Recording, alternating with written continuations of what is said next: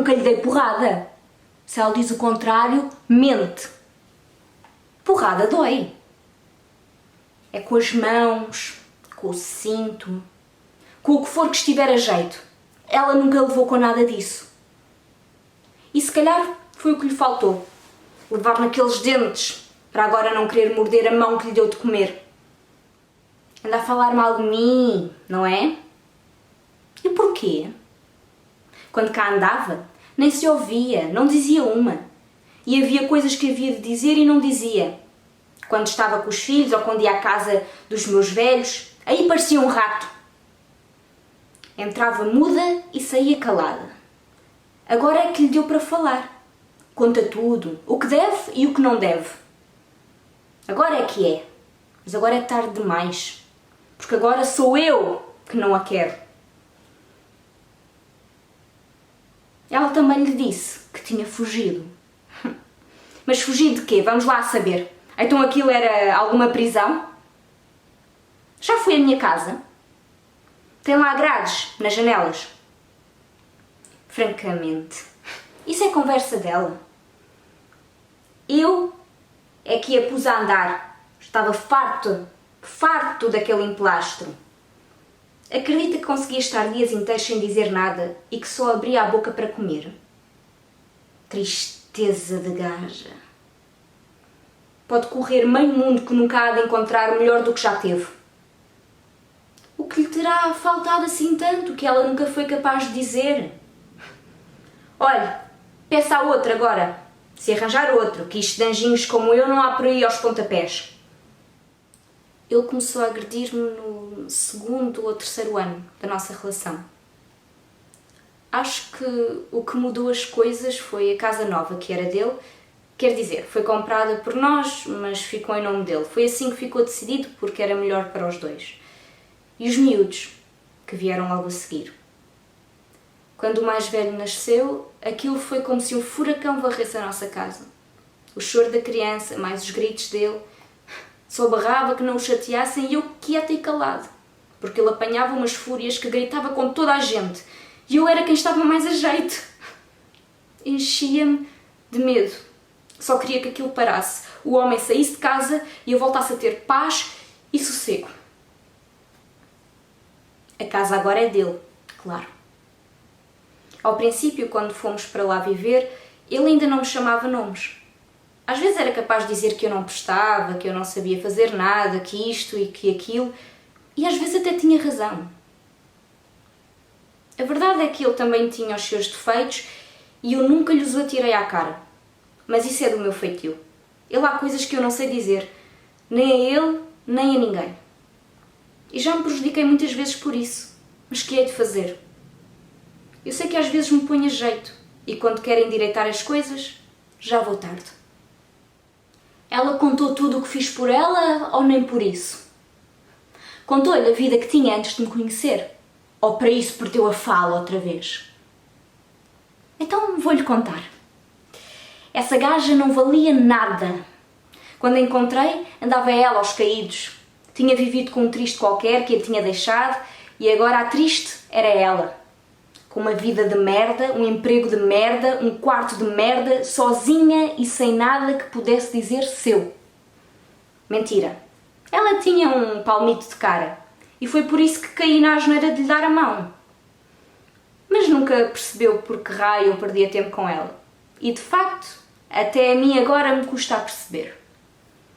Por mais que eu puxasse, aquilo não desenvolvia. E ela ficou sempre o mesmo traste de antigamente. Quis fazer dela uma senhora. E agora a paga que tenho é esta. Essa gaja não tem remédio.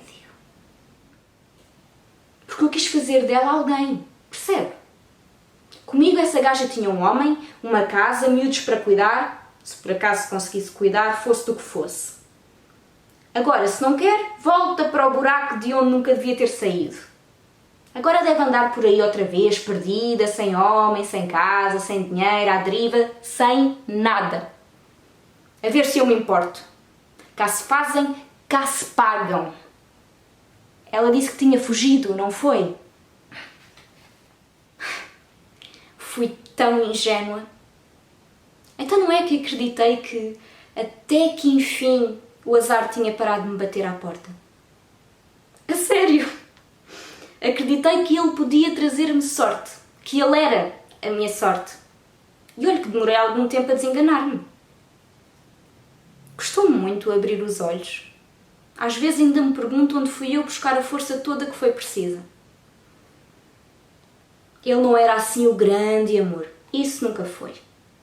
Mas amores já eu tinha tido e correram-me tão mal, deixaram-me tão infeliz, que até preferia assim. Alguém que gostasse de mim e de quem eu gostasse só um pouquinho. Ao princípio ele era muito simpático, tinha muitas atenções e eu deixei-me levar. Pensei, por que não? Talvez pudéssemos ter uma vida normal e, se eu quisesse ter filhos, depois com filhos, se não quisesse só os dois, mas uma vida assim, com uma casa e onde não faltasse nada e a gente pudesse tomar conta um do outro. Podia ser que com os anos até passasse a gostar mais dele, sei lá. Afinal, com os anos ele começou a tratar-me cada vez pior. Já lhe falei das agressões, mas ainda houve outras coisas. Que parvoíce a minha. Pensar que a vida pode mudar. Cada uma é para o que nasce, e quem nasce torta, tarde ou nunca se endireita.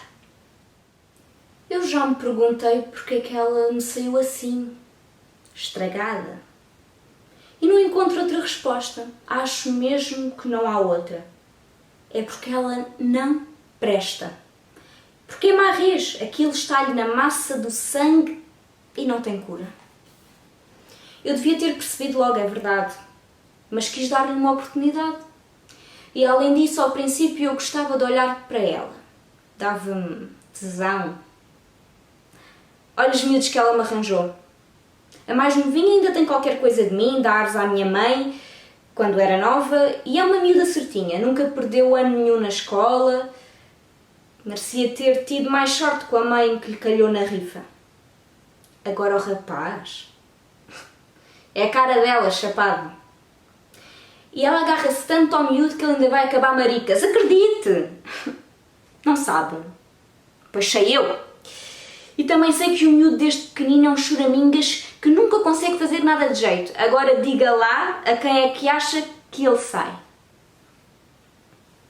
Ela que arranja um triste como ela. A ver se não se estragam duas casas e se o rapaz arranja um pai, que bem precisa. Às vezes dou por mim a pensar na miúda, coitada, que há de ter saudades minhas e dos avós, que também gostavam muito dela. A ver se não se perde e não acaba também armada em pobre coitada como a mãe. Mas eu acho que não, porque a mãe dela já nasceu coitada e isso não é coisa que se pegue. Os filhos foram uma ideia dele, para ser igual aos pais. Aliás, até só queria um, porque ele também é filho único. Foi só porque não gostou do filho que eu tive que me disse para ter outro. O problema do miúdo foram as cólicas. As cólicas e depois os dentes. Foi por causa das cólicas e dos dentes que o pai nunca gostou dele. As crianças choram muito, coitadinhas, não fazem por mal. Mas para ele a culpa era do miúdo. E minha, que tinha feito o miúdo assim. Foi mais ou menos nessa altura que começaram as agressões. Aquilo era um inferno. A criança a berrar por um lado e ele por outro. A mim as lágrimas caíam sem saber o que fazer. E na verdade não fiz nada. Pensei que havia de passar. Mas não passou. A mim o que me fazia mais impressão era a maneira tão diferente como ele tratava os dois. Parecia que eram uma filha e um enteado. Só que eram os dois filhos. A mãe dele era o mesmo. Só convidava a neta para a casa dela. O miúdo deixava-o sozinho, a chorar. E quanto mais o miúdo chorava, mais o pai gritava com ele. Um miúdo de 4 anos. E o pai a dizer-lhe que ele era um maricas, que só chorava e não conseguia fazer nada de jeito. Se acabei por arranjar forças para fugir daquele homem, foi por causa das crianças. Acho eu. das crianças que ele quis. Ela queixa-se do quê, afinal?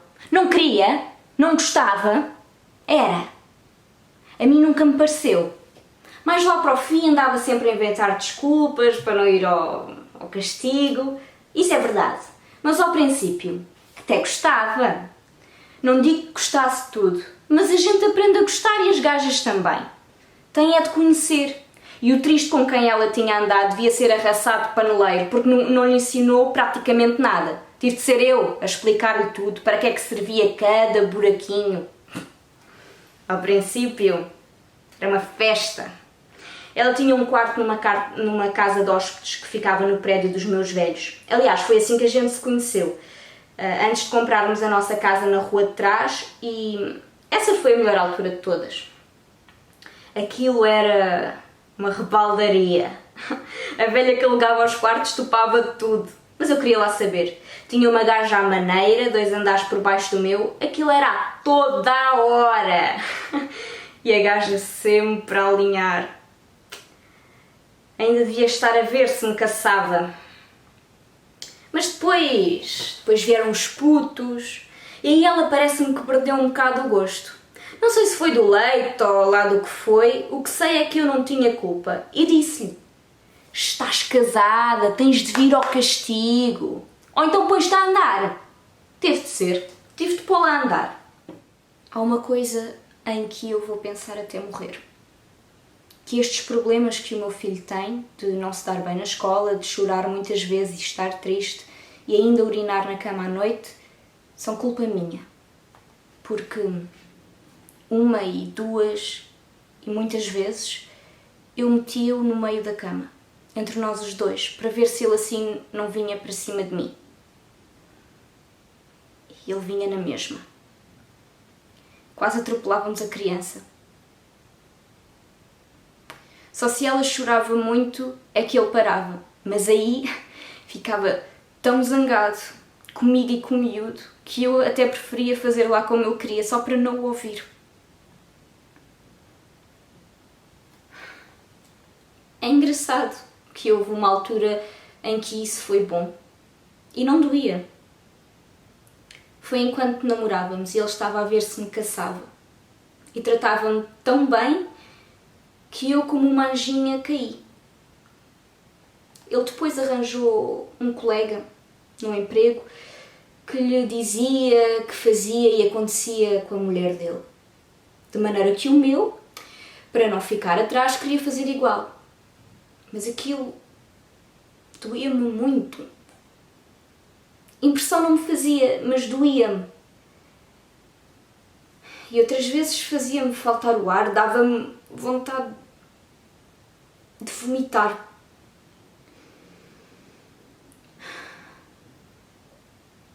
Houve alturas que era 3 e 4 vezes por semana.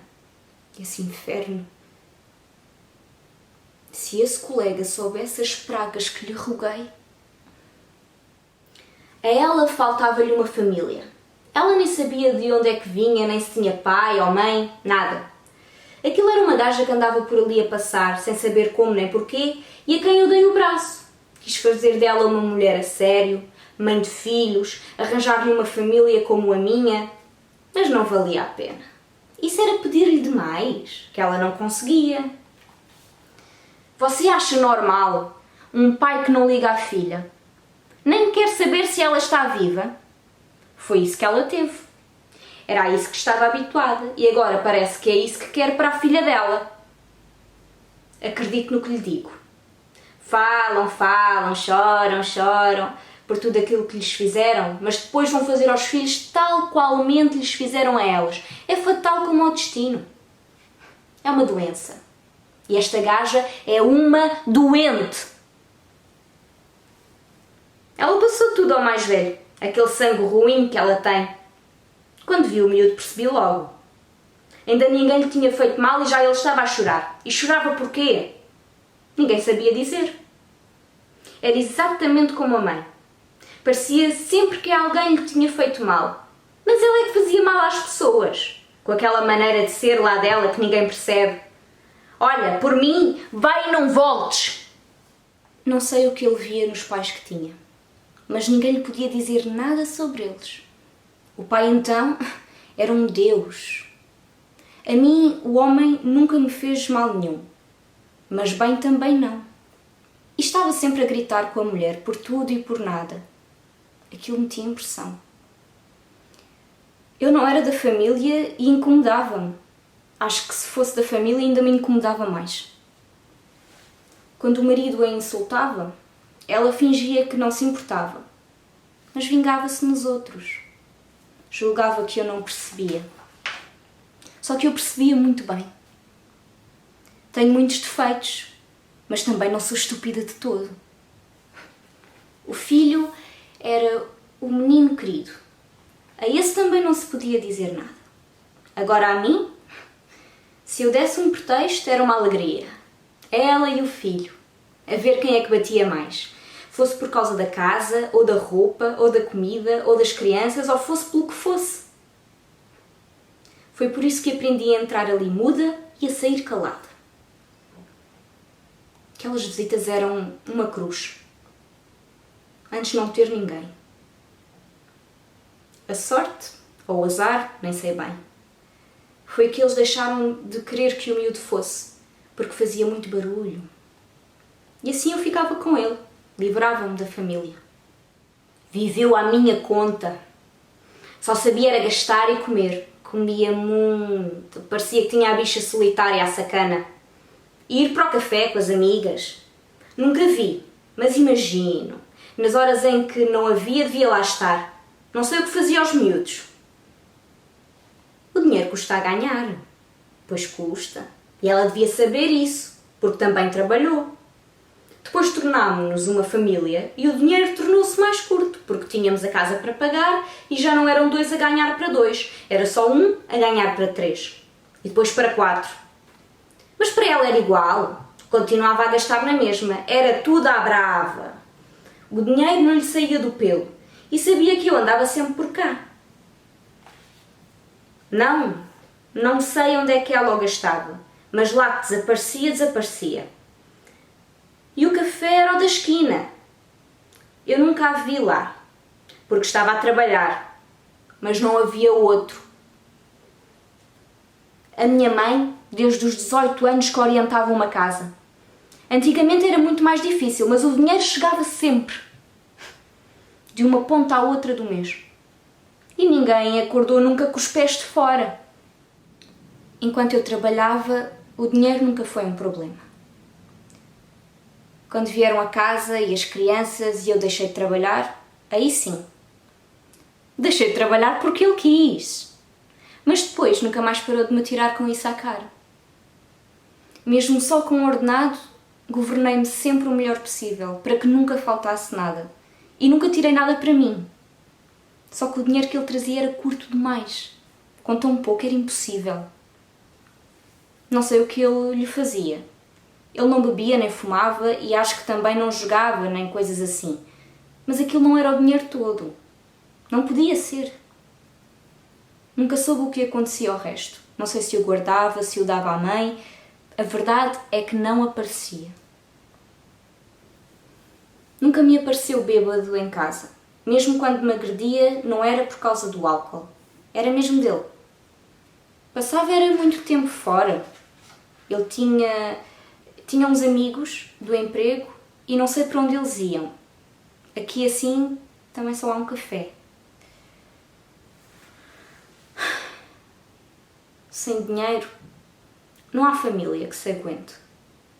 Ele devia querer milagres, mas milagres nunca me ensinaram a fazer.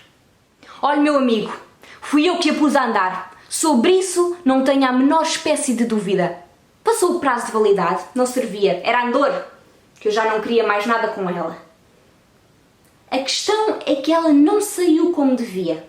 A marrê saiu à má fila, fugiu, se quiser, e sobretudo, roubou-me. Não se acredita? Então quem é que a mandou levar a miúda? A miúda era minha, porra! E ela sabia disso. E também não se sai de uma casa assim sem avisar. É que ela nem a louça do almoço dela lavou. Deixou-me sem uma camisa passada. Quando eu penso que todos estes anos andou a comer à minha conta. A ranhosa não interessa a ninguém. Isso de certeza. Mas também não fez isto sozinha. Pode crer. Aqui houve mão. Pode ter sido alguma daquelas mete-nojo das amigas dela que lhe meteu isto na cabeça. Uma das do café. Ou então foi um gajo. Não faço ideia de quem é que pode querer uma gaja daquelas, então no estado em que ela está. Mas se algum moinante me quis pôr os cornos e eu o apanho, comigo está acabado. Nem que seja a última coisa que faça, rebento com os dois. Comigo ninguém brinca, filha. Tu vais para a rua, mas é quando eu disser. Não é assim. E agora tens de voltar, que é para depois saíres em beleza. O amigo acredite no que lhe digo. Eu vou apanhar essa gaja.